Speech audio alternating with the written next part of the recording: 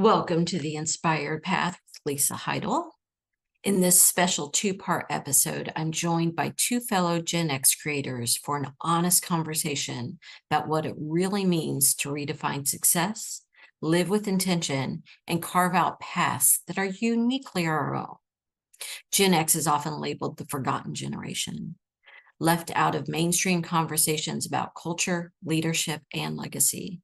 But the truth is, we've been here all along, quietly shaping, questioning, and creating. We stepped outside of conventional expectations to build lives rooted in authenticity, purpose, and fulfillment. Today, you'll hear from Eric Goldstein, creative director and owner of EGD Agency, a boutique creative agency based in Atlanta. Eric is also a visual artist, painter, and singer with a deep passion for storytelling through design and sound. David Bey, founder of Flying Sandals, is a strategist, coach, and cultural bridge builder who brings together wellness, creativity, and design thinking to create truly transformative work. And me, Lisa Heidle, I'm a writer, creativity coach, online creator, and digital nomad. I'm passionate about helping others unlock their creative voices and live intentionally.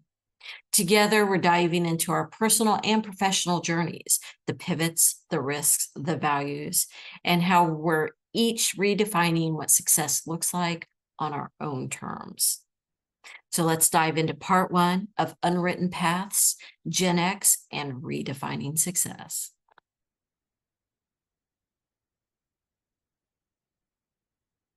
So David, can you tell us a little bit about yourself?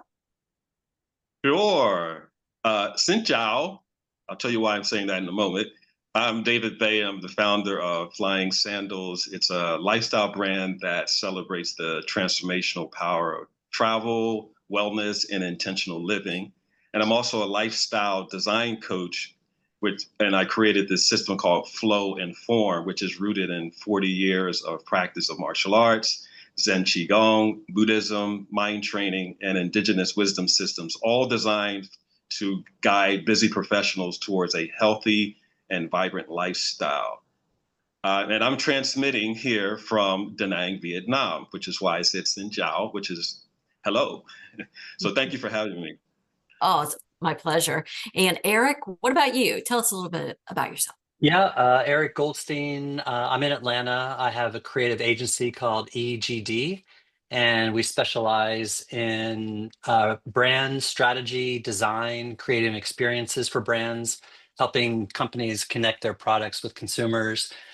We also like to understand like sales and marketing and how they go together, just to create a very cohesive system inside of a business. And on the outside of that, I'm a father, I'm a designer, artist, writer, and musician, and just love saying yes to any creative collaborations. So it kind of brings me here. So I'm super excited to talk to you guys. Okay. I think this is going to be a great conversation because for years, I've wanted to talk with other Gen Xers about their experience as creatives and entrepreneurs. And I think Gen Xers, I just don't think we get enough press. I really don't. And I'm going to share, I have some data to get us started.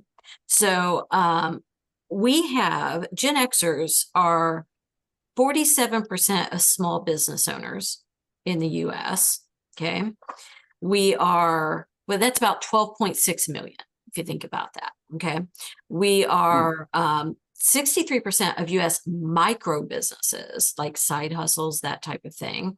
55% of that are women of that number, which made me feel really good, not gonna lie to you. Okay, so we are very independent creative career starters, right? We have filmmakers, musicians, designers, writers, and then yet we earn 26% less than the average, and only 10% work full-time in their craft.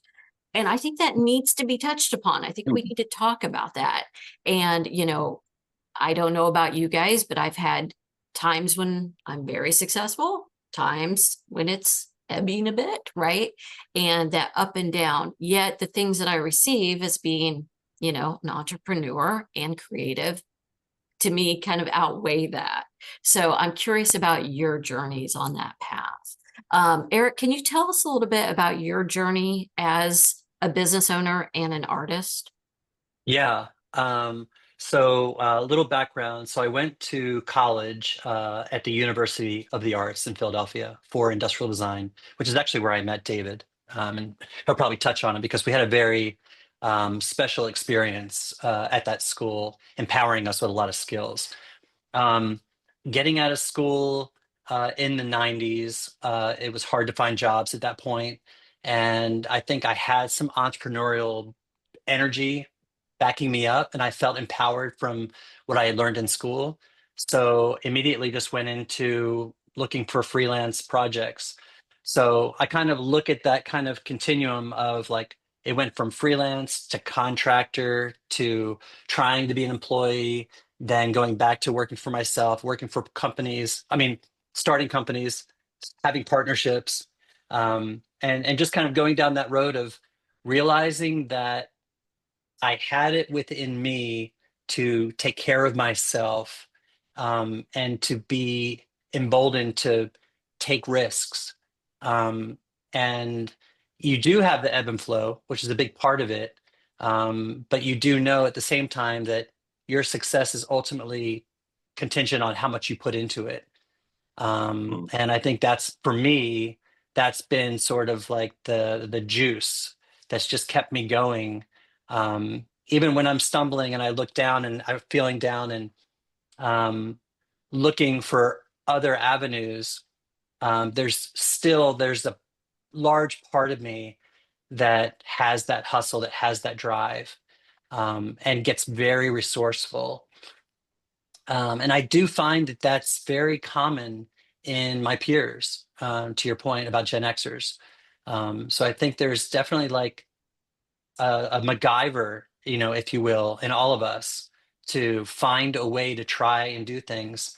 I can just kind of summarize that whole point up. I used to do a lecture called 5 Minutes or Less.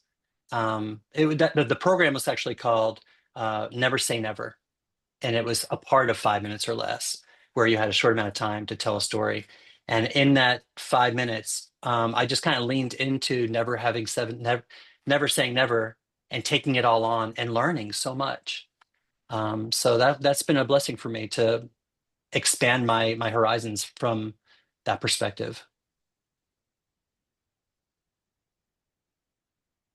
Got it. Okay. That's so interesting. So can you tell us a little bit more about what that means, like 5 minutes or less, or never say never? Yeah. So a friend of mine, David Feldman, put together an event called 5 Minutes or Less, and we had a studio space that we would house like a salon. People would come and they had 5 minutes to do whatever they wanted. Some would dance, some would do a poem. It would be spoken word, a presentation. So within that construct, I gave myself 5 minutes to tell my story of becoming a creative and what a career as a creative. And so I went down that kind of road in 5 minutes and just flipped through like 200 slides of highlighting all the different aspects of what I experienced from being, 22 years old to, 45 years old, when I did the presentation. And it was very enlightening. It was fascinating, even just from the creation of the presentation, looking back at all the different roads that I said yes to this or I said no to this. And it seemed like every time I said yes, a door opened and a door opened. And so I just found myself as part of the story that I would take projects on, and if I didn't know how to do them, I would find who did and learn from them and bring them on. And that's how I created really great working relationships and partnerships. Um, so yeah, so 5 minutes or less was the vehicle for me to put that presentation together, but never say never was my contribution to telling of a story.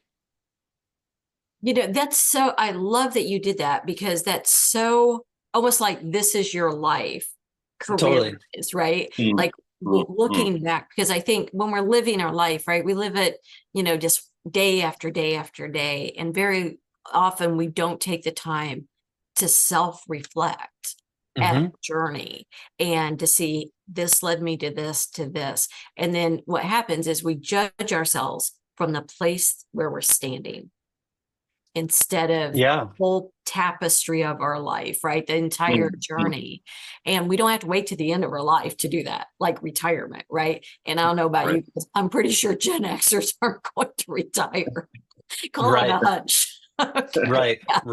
Agree. Yeah. So I love that. So David, can you talk a little bit about your journey as an entrepreneur and creative and traveler? Yeah, it's very interesting because very much like Eric has shared, we were very much empowered. Matter of fact, many of the professors I spoke with over the years, well, actually 1 year out, and they were like, just open up your own. You're not going to fail if you put your foot into the design, because we gave you what you needed, right? And they gave me a lot of encouragement. And so, one of the things that Eric mentioned was about risk. And so inside my, I worked as a junior designer at one of my family members' home. It was a home business, and I watched that grow. And we were pioneering things inside the industry from design standpoint, because at the time that we entered into the marketplace, which is very interesting trajectory, because for Gen Xers, we were at the beginning of the sort of the cusp of Apple and Microsoft. We watched industry actually form. So we watched software, Adobe become its, inception. And we got to, in a way, contribute to its growth. And so, so during my time, I was in advertising agencies. I was in marketing agencies. I was in print houses behind the scenes, creating automated documents and finding out what is it that causes industry to create from a manufacturing standpoint. And then and it was interesting because I had a parallel mindset. I was like, while I'm working at someone else's firm, I will be also working at the same time. And because I just had the energy and the enthusiasm to just create. And I think at the time I created like David Bey design, or something like DB design, and I started focusing on small businesses, because one of the things I saw was that the small businesses, as far as their design and marketing, it was just not subpar. It was just like, here I am working in corporate. And I'm like, well, why aren't they getting the same look and feel and same attention? And it's more of them than the others. So I started focusing on small businesses. And the trajectory went from working on my own, working at different firms, working at ad agencies, working on like big campaigns, to working with small businesses on their product development. I remember one time there was a gentleman that had an idea, and he was like, I don't know how to do a patent drawing. And so we talked, and I was like, you need more than a patent drawing. You need to be able to bring this thing into market. And it's like, you need a whole campaign around this. And so we worked on that together while I was working at a firm. And then eventually some years later, I was at PricewaterhouseCoopers. But just before that, I had a business partner, and he and I were working at an ad agency, and I had this idea to automate catalog production, design and production. And he's like, how can you do that? I said, well, there's this sort of this software that allows you to do it. I'm going to pioneer it and see what's possible. And then we wind up getting this amazing client, a subsidiary of Merck Chemicals. And we had like this 2-year track of just servicing them. And it was amazing, because one thing about coming from our discipline, from the University of the Arts, there's one thing that we were all like empowered with: you're unstoppable. So we took risks where they didn't make sense for most people. We're like, the worst thing that's going to happen is it just doesn't work. That's okay. And then eventually, as I fast forward, I was at PricewaterhouseCoopers. I actually moved down to Atlanta. Eric and I reconnected in Atlanta. And that was a blossoming time, because I worked with various types of firms there from varying in disciplines and industries. So that was like, I felt like I was on top of the world. I was like, I could do anything here because I'm working at working for this contracting, actually freelancing and contracting in various companies. And I wanted that freedom. And then eventually I created in 2001, Design is My Life. And that for about, let's say 18 years, I was just on that track. And now my introduction does not like match. It's like, wait a minute, you're not doing that now.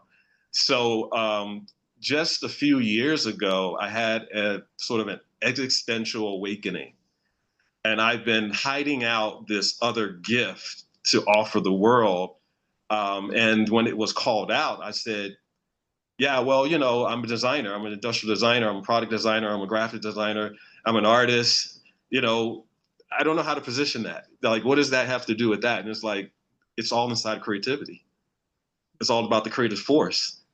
And so I started to shift. And then just about 4 years ago, I said, you know what? I'm going to start slowing down. Design is my life. And I'm going to start moving towards wellness, creativity and wellness, because I have this background in martial arts, which is parallel to my professional career, and in Buddhism, practicing meditation and retreats and things like that. And then was training with an indigenous elder as far as the sacred lodge from the wisdom systems from that. There were 2 different elders, and just went on different explorations on that on my own. And it was just pointed out to me, one of my coaches, like, you're being prepared for something. I think it's time for you to start being bold in this area. And which eventually led me to Southeast Asia. Now, taking risks can look very scary for many people, like, because there's the unknown. I have no idea what I'm going to step off into, but I felt confident because the disciplines and the preparation that I had in my life through my parental guidance, my professional guidance, educational guidance. I was like, well, the worst thing could happen is it just doesn't work. That's it, right? How bad is that? It's so interesting. I interrupted you. I have to share that talking with you and Eric, both of you have said the word exploration, taking chances, being, willing to fail, go. And I noticed that all 3 of us have moved in and out of the workforce. Mm-hmm. Right. Like, and I see that with a lot of Gen Xers. We move in and out. We'll go back and basically use it to learn a new skill and then bring that back out, and we'll use it to build something for ourselves and then share that with clients and other people. And then whenever we hit that ceiling or we're ready for the next skill, right, we move back and we find a way outside of the academia, it seems, right? We use the workforce as education, right? Skill building. Yeah. Definitely. Now, what were you going to say, David, before I interrupted? I think, actually, I wanted to kind of piggyback on that because that will segue to what I was about to share. We have a very unique position. From my disciplines, it's like, why I created this new offering as far as lifestyle design and also flying sandals is that I saw that professionals were struggling making this type of shift where it was just easy for me. And I was like, what is different?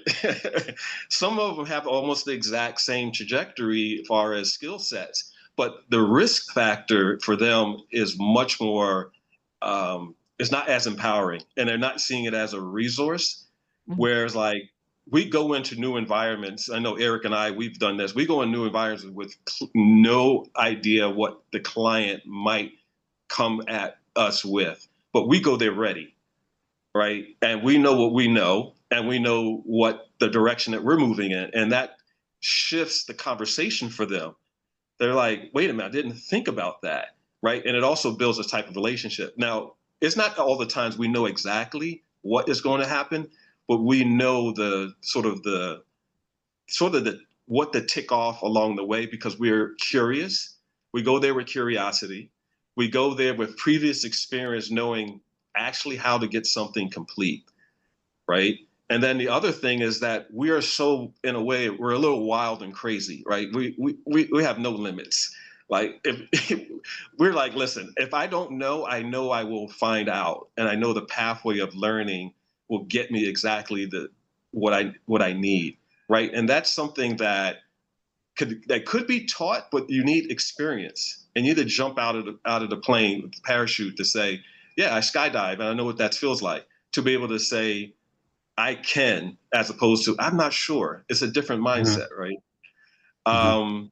So speaking about the ups and downs, the low highs and lows, I've had, for some looking at me, some people's like, well, I don't know if I would share that story, man, because it looks like that kind of doesn't look inviting and doesn't look empowering. I said, no, you need to tell the truth about the human dynamic. So how do people know what you overcome if you're not sharing that aspect? I'm not hiding. Listen, I had failure, like complete zero bank account. Like I started at an agency, and then 6 months later, 2008 market crash, nothing was going on. And I'm like, this is like a career death. I'm like, what's happening here? And I had to get really creative, right? And it was a time where I was challenged, and it was a time, but I had to. What I did was I went back to what I know, my foundation, and I said, this has to get me through, right? And then eventually, because of the relationships that I created over the years, like when I moved to Atlanta from 2001 up into that time, I actually, it was like a phenomenon. People started reaching out to me and saying, "Hey, David Bey, are you available for some project work?" I'm like, "Yes, yes, yes, yes."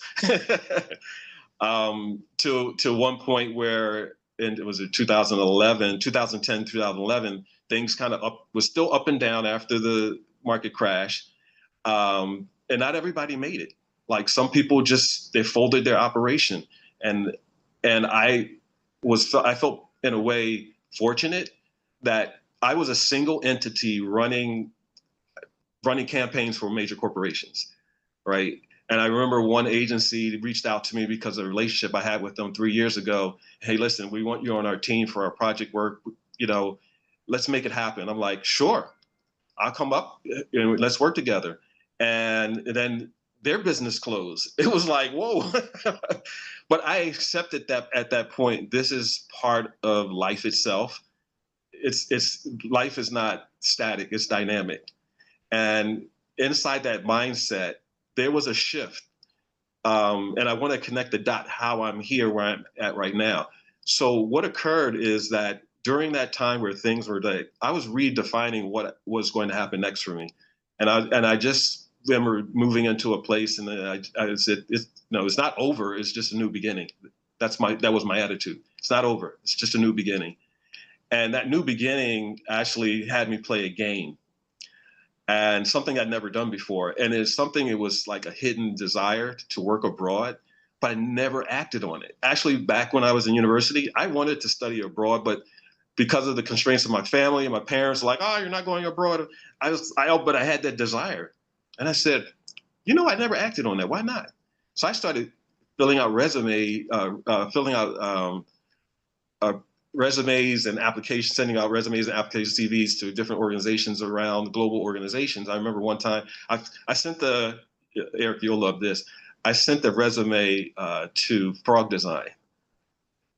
And I was like, why not work for Frog Design? Why not? And I got a Right. response back, right? And I was like, wow, I got a response. And here's the thing about the game. I wasn't committed to winning specifically. I was committed to playing it. I wasn't committed to like expecting that something actually to happen. It was the game itself. It was just fun. Send out a CV to someone and have them respond. And then eventually I had a headhunter from China actually reach out to me, and I thought it was a joke. I was like, nah, this can't be real. And within like 2 weeks, an offer letter was made, and I had to prepare to move to Beijing Wow. as a senior UI designer. And they're a startup 1 year in, and they needed a US uh, sort of a skin to their operation from a design standpoint for their app, the security app. And once I got in region, I saw that was my first time ever coming to Asia, and then that kind of touched me like, wait a minute, I'm in Asia now.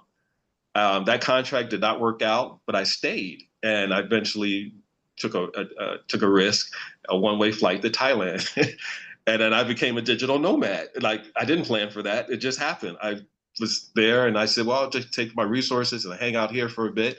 And then I got a request: "Hey, are you available for design work? Are you available for design work? Are you available for design work?" Yes, yes, yes.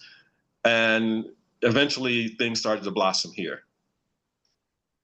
Wow, thank you for sharing that, because that is a journey. I mean, that is like a hero's journey, if you will, right?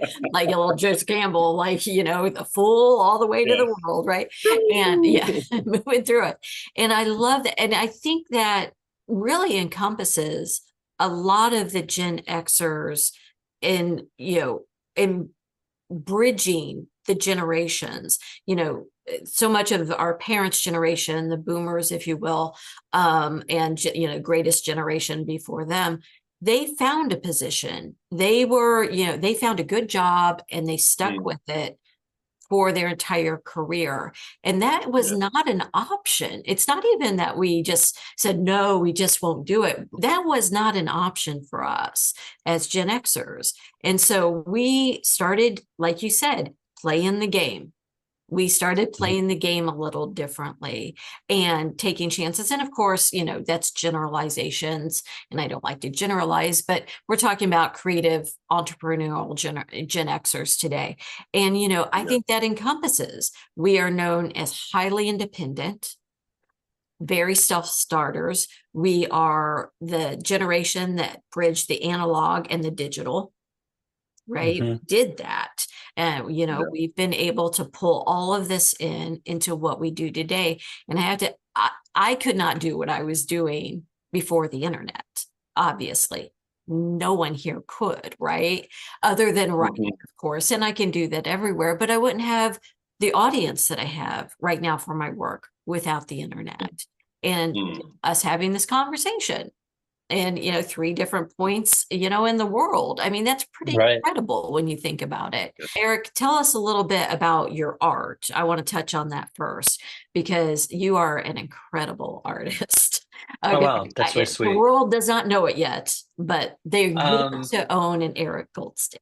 Well, I mean, I think it just goes back to never say never. About 3 years ago, my daughter was about to leave for an artist residency in France, and she had just connected with her group prior to them spending a month at this chateau. It's Chateau Orquevaux in the Champagne region of France.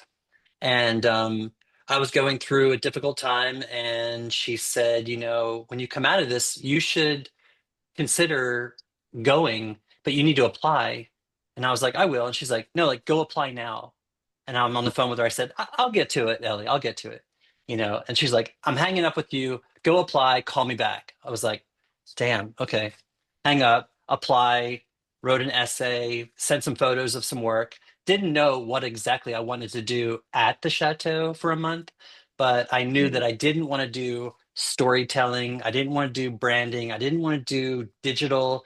I wanted to remove myself from my everyday systems and explore the narrative of being not just a creative, but potentially an artist. Because I knew I had it in me. I just was afraid of ever expanding on it.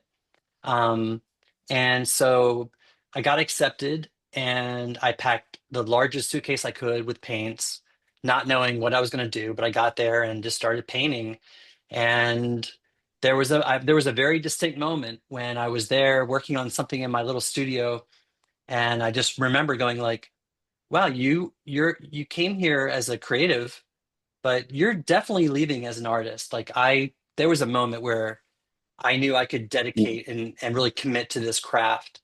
And in the feedback that I was getting from very seasoned artists, that are the professionals, was very supportive and very empowering.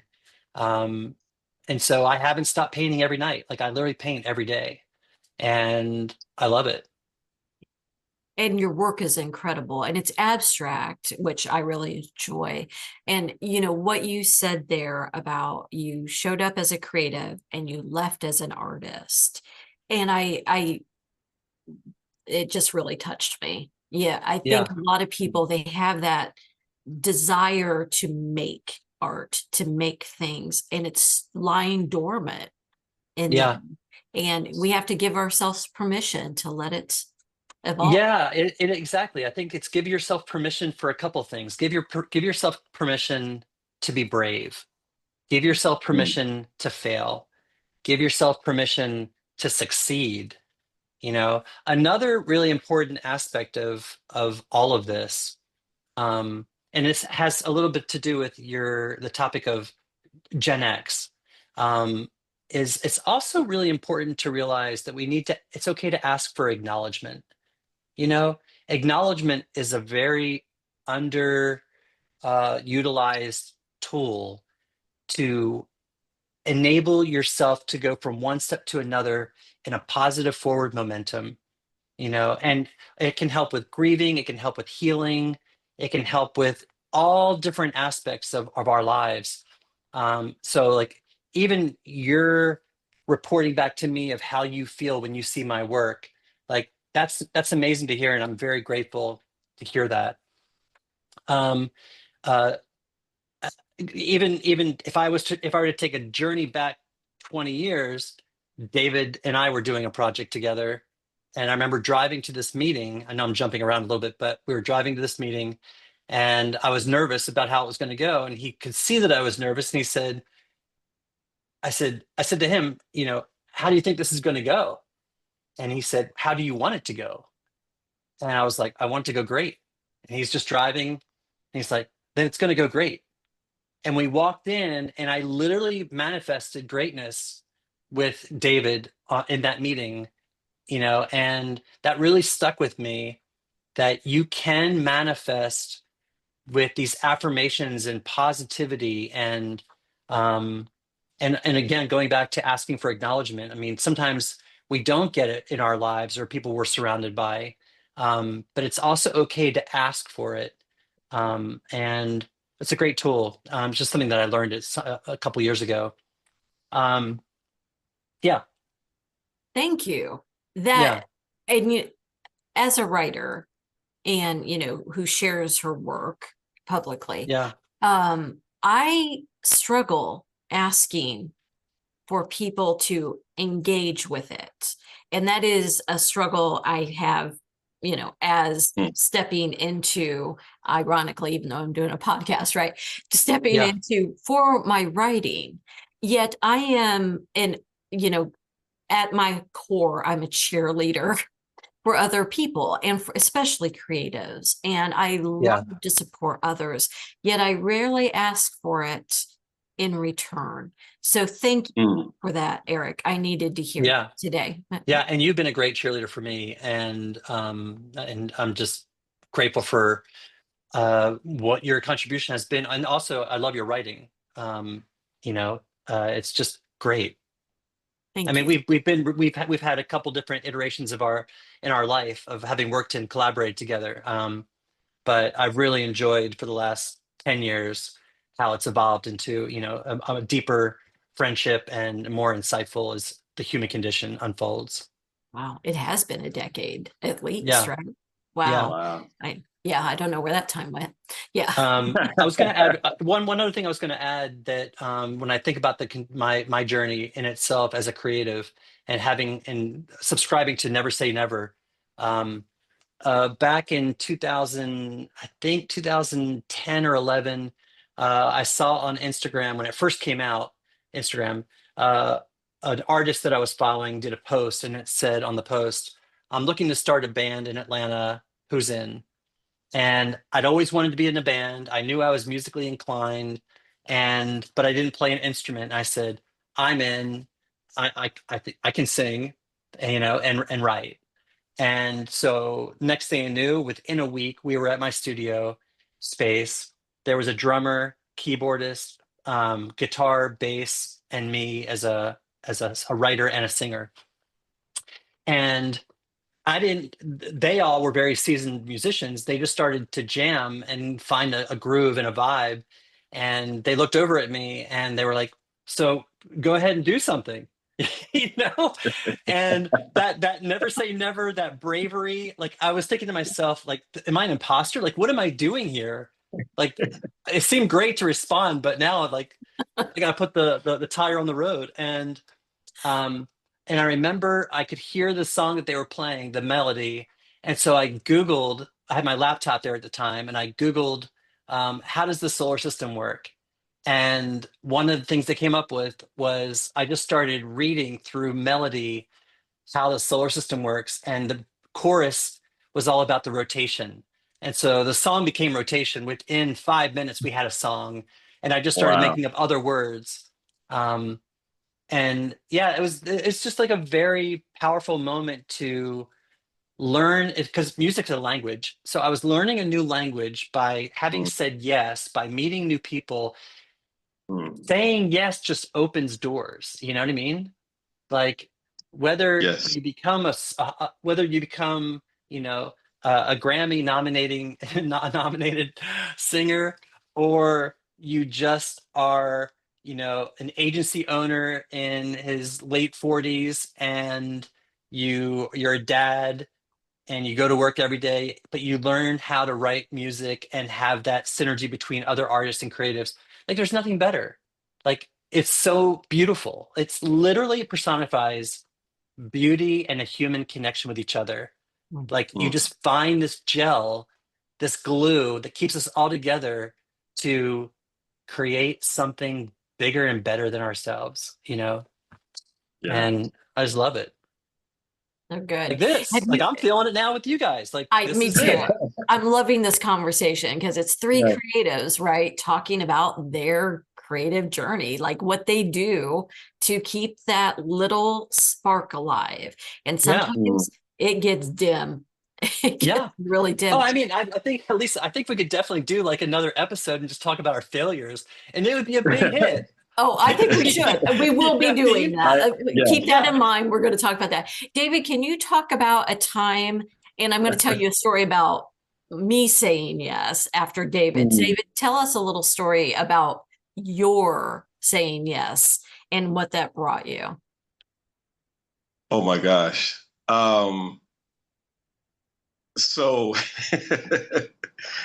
it is interesting because Eric and I have some parallel experiences. So it's great to hear some of his journey as a creative from the other disciplines as a musician, because I'm also a musician as well. I play percussions and a vocalist. And I remember one time, it was many, many moons ago, because I had just had a passion for drums, and I would show up at different events, bring my drums and start playing. And I didn't have sheet music or anything. I don't read music. I literally play from my heart.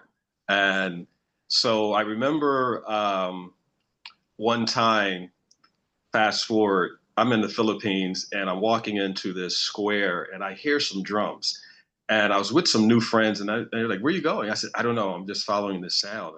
Somewhere over there." And they're like, "All right, we'll see you later." And I get there and it's like four musicians just jamming out. And I was just like, I'm like looking at them when they see it on my face. They're like, "Come on over here, man. Join in with us." They set a drum and we just started playing. And we literally went on for hours before we actually interacted with names, where you're from, how any of those details that you normally would have in your first initial, that just went away. We were purely in the creative flow. And I remember when there was a moment where I was just playing one of their traditional instruments and I never touched it in my life before. And they were like, "You need to record this. We need to record this." And I started recording, and it's recorded. And I said, and the one musician who's played, he's like a professional, like most of these guys professionally, they play out at venues and things, and you know, they get paid for their services. And he looks over to me, he says, "That rhythm, that sound is from this place." And I looked at him like, I have no idea. This is the first time I've touched this instrument. And we wind up bonding like very strongly. And it just made me realize that with music, we can touch the human soul in a way unlike, it's sort of like dance and music does this. We could touch the human soul without words, right? And also same thing with visual arts. We can, without words, we can touch the human soul. And it's like, for me right now, it's like I'm always a yes for that, because where that leads me, that type of yes, sort of agreeing to the universal flow of life, puts me at the right place at the right time doing the right thing. Mm. Oh, that's very good. And that's true, right? Like, you know, you're not going to find those people sitting behind closed doors in your house.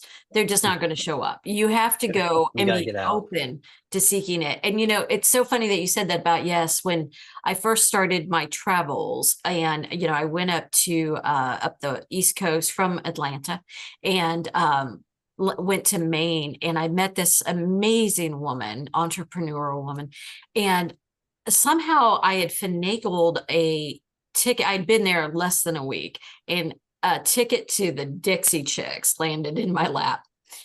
And I knew no one going, and somehow I ended up in a van with like 5 other amazing women, and one of them was a very avid traveler, and I was telling her what I was doing, and she said, only piece of advice I'm going to give you is say yes. I don't care what it is, just say yes. And that has been my mantra through this. And don't get me wrong, it's gotten me, I almost walked off the side of a cliff once in the fog. I mean, I've had some pretty scary experiences, but I lived, right? Yeah. So, but I said yes to these experiences, and that has made the whole difference for this, you know, journey that I'm on. So I love that you guys both have that. And I think that's part of being one creative.